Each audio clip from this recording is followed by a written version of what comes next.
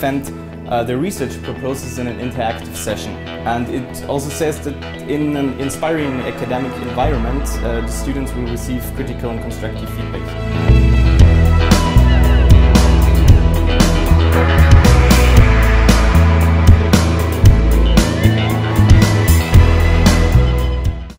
Pervasive positioning devices, including mobile phones and other GPS devices, are allowed for recording detailed traces of human movement.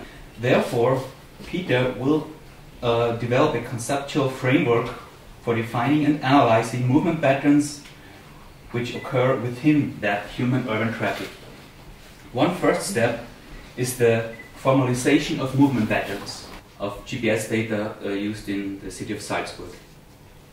First, to give a very good introduction on trajectories and also on the patterns of the movement patterns. And you also give an introduction on data processing. So what is a trajectory, how is it processed, how can it be stored, things like this. You also give a definition of movement patterns and you give a list of different patterns which you extracted from literature, so I find it very good. What is missing in the proposal is a description of the research gap. So it seems a little bit to me that you describe, well, there are so many data and there's so many movement data, and so now we have to analyze this data. So why should we do this? Why should we analyze the data, and why should we find some patterns in this data? So you could also add some motivation from different disciplines, so maybe from traffic research. I put a focus on the research gap that is with formalizing patterns. There is actually no real framework or no real good setup or good system that really defines movement patterns. I try to close that research gap and say, okay,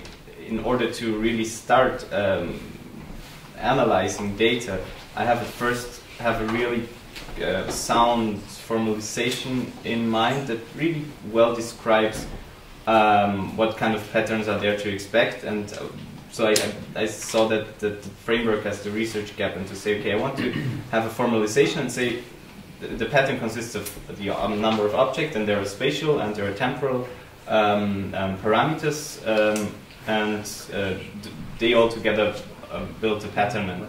You didn't mention anything about the privacy issue connected to that problem. So, do you have some particular solutions to prevent the disclosure of the location of the individuals? I will not get the raw data that comes from trajectories, that comes from the GPS directly. Whenever there is a vehicle stopping somewhere, the vehicle, for maybe 2 minutes, I think, the vehicle will actually get a new ID. So it will not be able to. I will not be able to track one person's activity throughout the city.